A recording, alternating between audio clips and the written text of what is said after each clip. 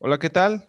Pues bienvenido a nuestra segunda jornada de la Guelaguetza ISO, Ubuntu ISO, donde tratamos de compartir contenido, conocimiento para toda la comunidad de Latinoamérica. El día de hoy nuestro amigo Oscar Cogoso de Argentina nos va a explicar la parte de diseño y desarrollo en ISO 9000, la versión 2015. Adelante, Oscar. Bueno, muchísimas gracias, buenos días a todos. Este, Gracias nuevamente, Edgar, por invitarme a participar en estas importantes jornadas. Bueno, vamos a referirnos, como adelantó Edgar, al requisito 8.3 de la norma ISO 9001-2015, que es el requisito de diseño y desarrollo. Me presento, simplemente un poquito cortito. Soy Eduardo, bueno, para Edgar soy Oscar, acá en Argentina somos Oscar, pero bueno, para eso es lo mismo. Cogoso, soy consultor en sistemas de gestión de hace más de 25 años, implementando y colaborando para certificar en las normas de gestión más conocidas, 9001, 14001, 45001, a la vez de haberme especializado en el desarrollo e implementación de herramientas de gestión y mejora que ayudan en la implementación de estas normas, tales como control estadístico de procesos, estrategias de mantenimiento, orden de limpieza, etcétera. Bien, ¿qué vamos a desarrollar durante este tiempo que tenemos asignado? Básicamente vamos a hablar de los antecedentes del requisito. Es un requisito que ya enseguida vamos a ver, tiene algunas particularidades, no en vano está elegido como uno de los requisitos a ser desarrollado en estas jornadas. Vamos a hablar de su contexto de aplicación y vamos a finalizar, sí, presentando los elementos que componen este requisito y un poco su comprensión. ¿Ok? La idea es que podamos colaborar con la interpretación del requisito de diseño y desarrollo, fundamentalmente desde el resaltar la importancia que tiene proveer eficientemente productos y servicios que cumplan con los requisitos de los clientes. Esto queda así planteado como amplio, después vamos a ver que puede tener distintas opciones de, de qué lo origina y a dónde va dirigido, pero básicamente es esto.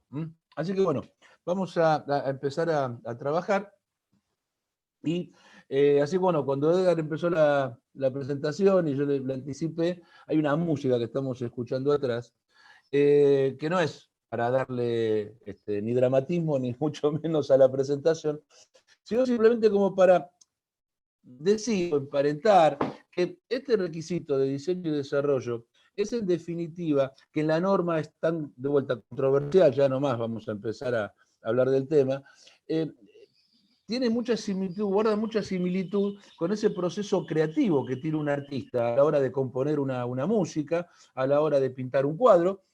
Es muy similar a ese proceso creativo que puede tener un área de diseño y desarrollo a la hora de diseñar un producto, de desarrollar un producto farmacéutico, de diseñar un servicio. O sea, en definitiva, es lograr transformar algo que le ingresó a ese diseñador, a ese creador, le ingresó como un input, como una entrada, podrá ser su propia creatividad en el caso de un artista, o podrá ser una necesidad detectada o planteada por el mercado, por un cliente, para el caso de un diseñador, y transformarlo en algo que sirva, que verdaderamente sirva.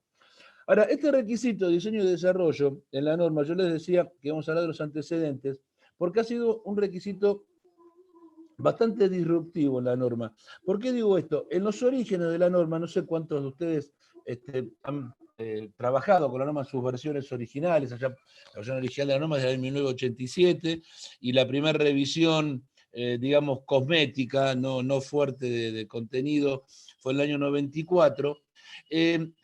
Tal era la trascendencia de este requisito o tal era la particularidad que este requisito tenía, que producía un cambio en la norma que teníamos que certificar de acuerdo a si ese requisito aplicaba o no aplicaba. Teníamos la norma 9001, que era la norma más parecida en cuanto a contenido global a la que conocemos hoy, y también teníamos la norma 9002 o la 9003, en la cual la diferencia entre la 9001 y la 9002 era justamente el requisito de diseño. Es decir, aquellas empresas que no diseñaban sus propios productos, sino que fabricaban bajo una licencia de una casa matriz o fabricaban exclusivamente algo solicitado por el cliente, el cliente le daba un plano, decime fabriqueme algo como esto. Entonces esas directamente no certificaban 9001 como certificamos igualmente ahora con esa exclusión, sino que directamente pasábamos a otra norma. Las versiones 2000 en adelante ya dejaron de existir en las versiones 9001, 9002 o 9003, pero planteaban requisitos de exclusión de una manera explicitada de una manera u otra, pero en definitiva permitían que aquellas empresas que no les aplica el diseño pudiesen excluirlo, pudiesen excusarse de aplicarlo. Ahora, ¿en qué se transformó esto en algún momento desde sus inicios? En que todos aquellas empresas que podían, voy a usar una palabra tal vez un poco en argentino, si no se entiende, después la aclaro, zafar del diseño, trataban de zafarlo, o sea, trataban de no incluir diseño dentro de su sistema de gestión,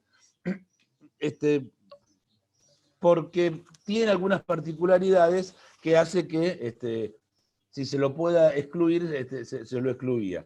O sea, se transformó sin que estuviese previsto como tal, pero se transformó en algo así como un requisito a la carta, es decir, el que lo quiere lo usa y el que no lo quiere no lo usaba. No era ese el espíritu del requisito en la norma, pero fue en lo que de alguna manera se fue transformando. Ahora, ¿por qué ocurrió eso con el requisito de diseño y no ocurre con otro requisito dentro de la norma? Bueno, si uno hiciera una encuesta, digamos, de opinión a implementadores de la norma, empresas que lo han implementado respecto de este requisito, encontraría opiniones muy diversas, que retrasa el proceso, que es muy burocrático, que es difícil de implementar, que es destinado a grandes proyectos, que requiere mucha estructura, que es muy complejo, que es muy pesado. A ver, ninguna de estas cosas es mentira, verdaderamente son bastante ciertas. El requisito de diseño, fíjense que la norma, desde sus orígenes, los requisitos de la norma establecen qué tengo que hacer.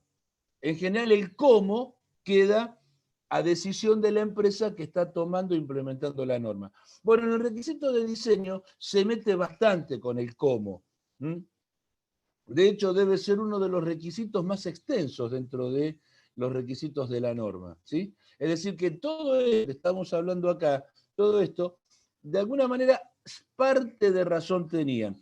Pero también tenemos la contraparte. Y la contraparte es que ordena, que organiza, que ayuda a planificar, que nos permite alcanzar de una manera eficiente el resultado que estamos buscando. En definitiva, independientemente de que es un requisito pesado y denso, es pesado y denso el diseño y desarrollo, no el requisito. La actividad de diseño y desarrollo es una actividad que debería llevarse una buena parte del esfuerzo. Ya vamos a analizarlo ahora en breve, porque es trascendental. Si yo traduzco mal lo que el cliente quiere, difícilmente le pueda dar algo que satisfaga lo que él necesita, ¿sí? Entonces, esa es la trascendencia que tiene el diseño y desarrollo como actividad. Por supuesto, el requisito acompaña con esto. Ahora, ¿qué es el diseño y desarrollo? Vamos a analizarlo, vamos a pensarlo un poquito, primero desde la semántica. En la norma, obviamente, aparece el requisito, es diseño y desarrollo. Digamos, sin entrarse en un análisis demasiado fino, digamos, pero en general, en el ámbito industrial, en el ámbito empresario, diseño y desarrollo no es exactamente lo mismo. Aplica en cuanto a cómo se aplica, no en cuanto a lo que buscan en definitiva. Pero digamos, el diseño aplica más cuando se requiere una cierta creatividad, hacer un edificio, construir una figura, un objeto, o sea, una pieza, en definitiva. Mientras que el desarrollo está asociado a investigación, está asociado a ensayos y documentos científicos. En general, bueno, y en pleno momento en el que estamos viviendo, no hablamos de diseñar una vacuna, hablamos del desarrollo de una vacuna, ¿sí? Pero sí hablamos de diseñar una estrategia de testeo, por ejemplo, Entonces, fíjense, en un caso estamos hablando del servicio que implicaría la estrategia de testeo y hablamos del diseño. Pero cuando hablamos de una vacuna, cuando hablamos de un fármaco, cuando hablamos de un producto alimenticio, en general estamos hablando de desarrollar y no de diseñar. De nuevo, es semántico, pero es como para poder ubicarnos. En la industria automotriz, en la industria metalmecánica, en general se utiliza la parte de diseño. En la industria farmacéutica, cosmética y demás, esa misma actividad es la que se conoce como desarrollo. En la norma no distingue, digamos, no hace esta diferencia. La norma lo toma como transformar los requisitos de entrada, dictados por el cliente, dictados por el mercado, investigados, planteados explícitamente, no importa, eso de acuerdo a cómo nazca la idea del diseño y desarrollo, transformarlo en especificaciones de ese producto o de ese servicio. Una cosa que vale la pena aclarar es que cuando en la norma, en el requisito de diseño y desarrollo de la norma, se está refiriendo a diseñar o desarrollar el producto, no el proceso que lo lleva a cabo. Si bien dentro del requisito hay una frase donde habla del proceso que podría prestarse a la confusión de que no, entonces estamos hablando de que cuando yo desarrollo un nuevo proceso para fabricar algo que ya existe, ¿tengo que aplicar el requisito de diseño y desarrollo? No, la respuesta es no. Diseño y desarrollo aplica cuando cuando voy a fabricar un producto nuevo o cuando hago un cambio, ya lo vamos a ver un poquito más en detalle enseguidita, cuando hay algún cambio en el diseño original de ese producto. El diseño de proceso pasa por otro requisito de la norma, pasa por otros canales. En general es raro que el que diseña o el que desarrolla haga el desarrollo o el diseño completo, profundo del proceso. O sea que para la norma, este requisito aplica solamente para desarrollar o para diseñar o desarrollar productos o servicios. En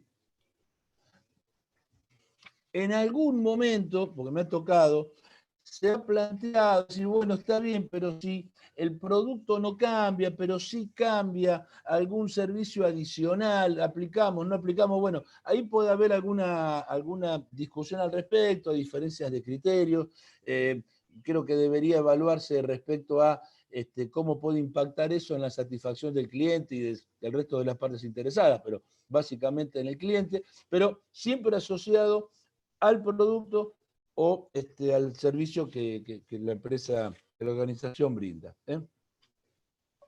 ¿En qué contexto está el diseño y desarrollo en la norma? Tiene una posición bastante estratégica el diseño y desarrollo dentro de cómo está estructurado el requisito de operación. Está dentro del requisito de operación, del requisito 8, donde está todo aquello operativo, todo aquello que tiene que ver con el proceso de transformación de requisitos de entrada en productos y servicios que satisfagan al cliente. ¿Sí? Este requisito está compuesto de 7 cláusulas. La primera es planificación y control operacional. Nada, no, digamos, da un poco el marco general de lo que este requisito 8 propone. No me voy a extender mucho porque realmente quiero hablar del diseño y desarrollo, ¿sí? Y después luego está el 8.2 de requisitos para productos y servicios, el 8.4, ahí dejo un hueco adrede, para control de los procesos y productos suministrados externamente, prohibición de productos, producción y producción del servicio, liberación de los productos y control de salida no conforme. Y ahí en el medio, si podemos llamar de esa manera, está el diseño y desarrollo. ¿Y por qué está ahí en el medio? ¿Por qué está después del requisito 2, que es el requisito donde básicamente se produce la fuerte comunicación con el cliente, ese fuerte intercambio? Versiones anteriores de la norma se llamaba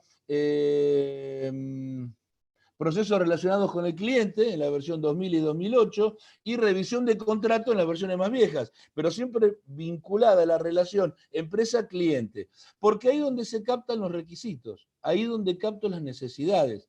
En tanto y en cuanto, para transformar estas necesidades comprando o contratando los servicios que necesito, produciendo de la manera que tengo que producir, liberando los productos con los controles, etcétera, etcétera, etcétera. Si necesito alguna traducción entre lo que el cliente necesita y todo mi proceso interno para obtener lo que quiere, ahí necesito el diseño y desarrollo. Es decir, este proceso de diseño y desarrollo es el encargado de traducir el requisito del cliente o la necesidad del mercado, según cuál sea la demanda, según cuál sea el input, en todo aquello que después me permita comprar lo que necesito, fabricar lo que necesito, controlarlo de la forma adecuada, etcétera, etcétera, para que ese producto o ese servicio cumpla con ese requisito que nos fue encomendado.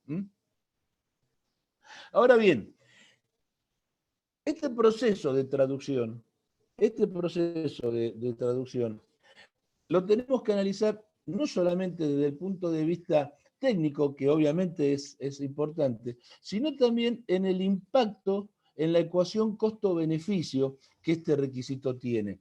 Cuando decimos que este requisito es denso, es pesado, implica toda una serie de actividades, digamos, que nos pueden parecer un tanto pesadas, veámosla en la relación costo-beneficio.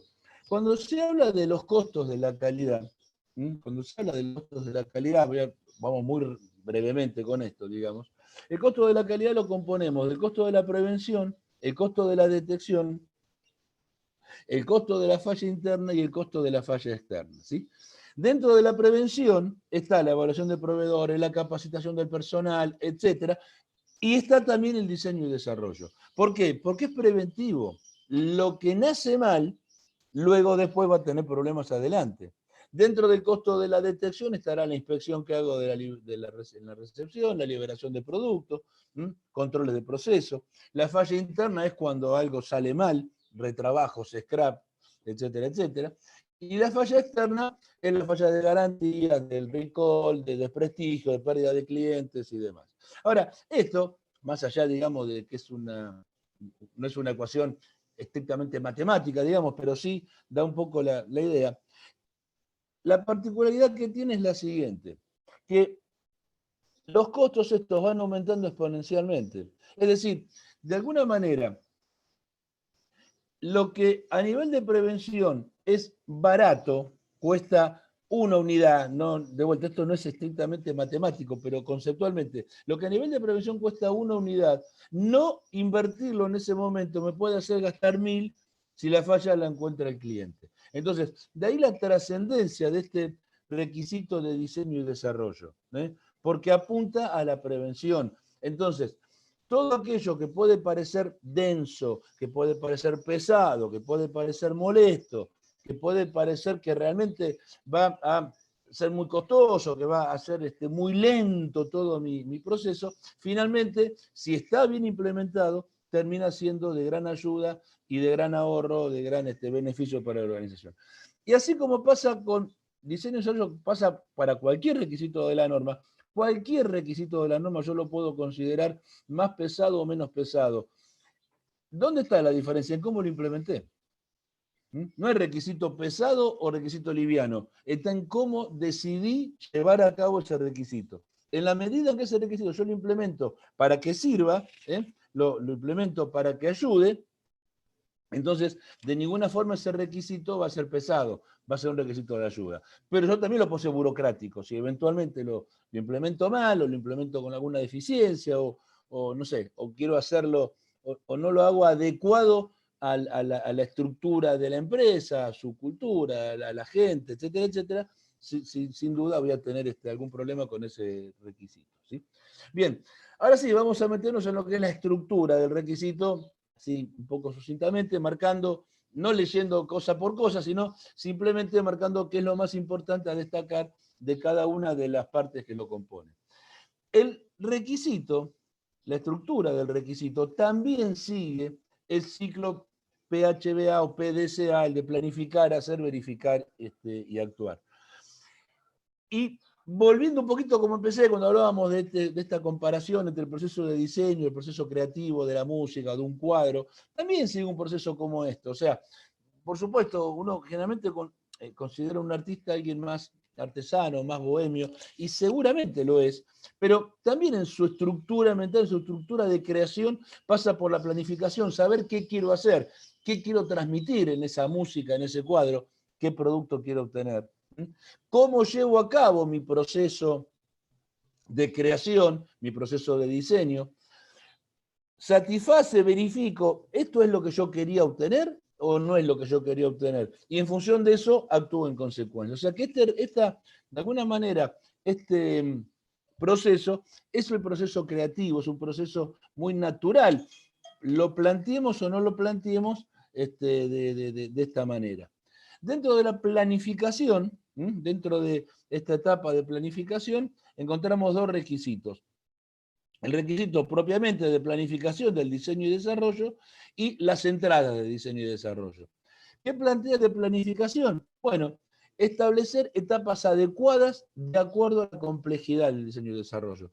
Habrá actividades de diseño y desarrollo que son tan simples que no tienen muchas etapas, es una, listo. Empiezo, termino y se acabó, digamos. Pero otras más complejas, bueno, requerirán etapas con participación de distintos departamentos, distintas personas, tendré que contratar algo externamente o no. O sea, el proceso de diseño y desarrollo puede ser tan simple o tan complejo de acuerdo a la simpleza o complejidad de lo que yo estoy intentando desarrollar.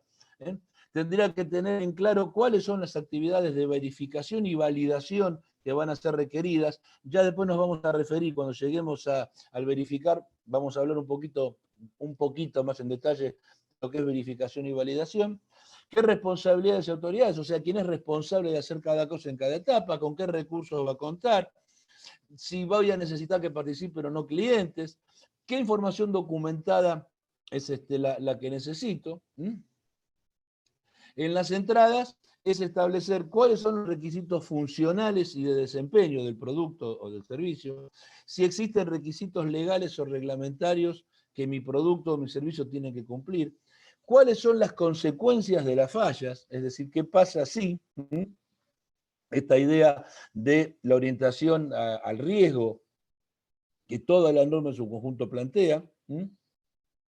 Y tenemos que asegurarnos que las entradas sean completas y sin ambigüedades. Y completas. A mí me ha tocado el caso de haber trabajado en empresas donde hubo fallas en el producto justamente porque faltaban detalles de la entrada, no cosas sustanciales, fundamentales, detalles aparentemente sin importancia, pero que terminan siendo los que no permiten obtener el producto que se quiere obtener. Dentro del hacer, digamos, o para lo que es la etapa esta de hacer, es como que no hay un subcapítulo, una cláusula especial, forma parte del requisito en su conjunto, ¿sí? Pero sí tenemos que tener en cuenta algunas recomendaciones. Una es avanzar acorde a las etapas planificadas, o sea, asegurarse de que se van cumpliendo con todas esas etapas.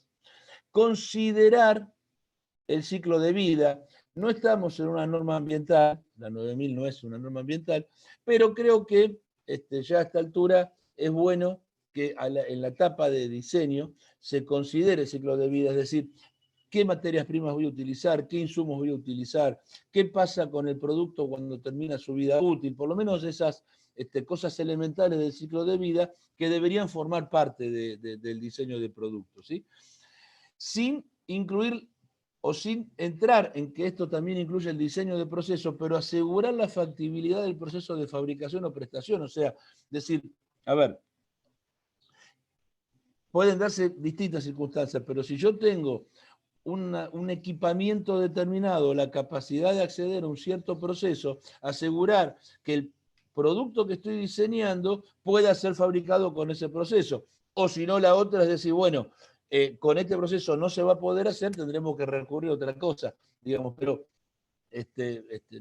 no desentenderse de que ese producto, ese servicio, luego hay que fabricarlo. Un error bastante frecuente que se da en el diseño y que tiene una implicancia muy fuerte luego en el proceso de fabricación, es que por lo menos para lo que son diseños metalmecánicos, es que poner una tolerancia de fabricación u otra a nivel de proceso de diseño es muy sencillo, es cambiar una coma, o sea, cambiar una coma de lugar. Con lo cual es muy fácil. El problema es que eso después, transformarlo en el producto propiamente dicho, puede acomplejar el producto o el proceso de fabricación cuando muchas veces no es ni siquiera necesario. Considerar costos de materias primas e insumos. Recordemos que el diseño tiene que satisfacer a todas las partes interesadas. Entonces, muchas veces el costo es un requisito de entrada. Si yo quiero entrar al mercado con un nuevo producto para una sustitución de un producto existente, bueno, el requisito de entrada ya va a venir marcado de alguna forma. Y si no, siempre hay un requisito de costo asociado al mercado o asociado a la parte interesada, dueños, accionistas, o sea que nunca es un requisito, nunca es algo que no tenga que ser considerado. Dentro de la etapa de verificación está básicamente el requisito o la cláusula 834 que habla de los controles a ser realizados. Entonces, ahí me plantea que haya revisiones en cada etapa y que se realicen estas etapas de verificación y validación. Para la norma, la verificación son una serie de controles o una serie de verificaciones, una serie de inspecciones, controles, lo que fuese, que yo realizo internamente para asegurarme el cumplimiento de los requisitos de entrada. Mientras que la validación es lo que asegura la funcionalidad del producto o del servicio. Es decir, una cosa asegura el cumplimiento de requisitos y otra cosa es, ahora, esto que cumple con esos requisitos, ¿funciona como se espera que tiene que funcionar? ¿Cumple la función que se espera que tenga? Y en la validación es donde se plantea que cuando sea necesario, cuando esté previsto, cuando se considere oportuno, que esta validación se haga con el cliente. En general, cuando el diseño surge de un requisito concreto del cliente, la validación va a incluir al cliente siempre, porque es el que va a dar el ok final para poder fabricar el producto, ya sea el producto único que hubo que fabricar o ya sea un producto seriado, pero siempre va a estar el cliente participando. Cuando no es así, bueno, hay mecanismos para poder aplicarlo, pero bueno, esa es la diferencia entre verificación y validación. Bueno, y por último es el actuar. Y en el actuar están, bueno, si todo anduvo como corresponde, establecemos las salidas del diseño y desarrollo, ¿sí?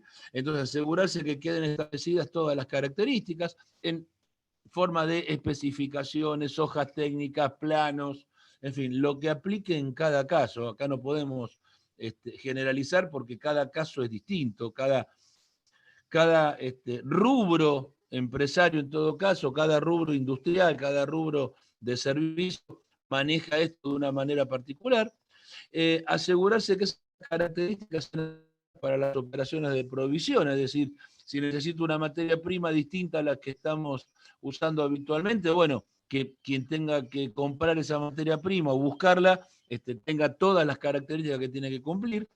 Y la salida debería incluir requisitos de seguimiento y medición y los criterios de aceptación, es decir, bueno, en cada etapa del proceso que habrá que controlar y cuándo se va a considerar que esa etapa del proceso está bien cumplida o no. Y aparece también dentro del actuar, aparece una cláusula un poco chiquita, digamos, de contenido, pero muy importante que son cambios en el diseño y desarrollo.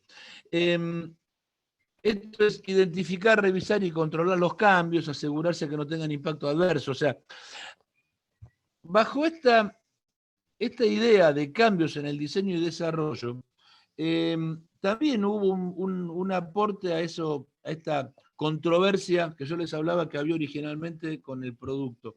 Porque, bueno, me ha tocado optar en varias empresas que fabricaban productos de acuerdo a lo diseñado por una casa matriz, afuera, en el exterior, digamos, ¿no? Empresas subsidiarias de empresas europeas o empresas americanas. Entonces, los diseños venían de afuera. Pero acá en el país se hacían perdón, pequeñas adaptaciones o modificaciones para que ese producto tuviese un desempeño un poquito mejor en el cliente que lo iba a utilizar. Bueno, eso es diseño Y desde el punto de vista completo de la palabra, no, yo no estaba cambiando el producto. Simplemente le estaba haciendo algunas pequeñas adecuaciones. Bueno, el punto este de cambios en el diseño y desarrollo es el que de alguna manera contemplaba o hacía que hubiese que implementar el requisito de diseño de una manera muy particular, porque no era el diseño completo, eran adecuaciones, pero digamos, este punto de los cambios era lo que hacía que sí, aún en esos casos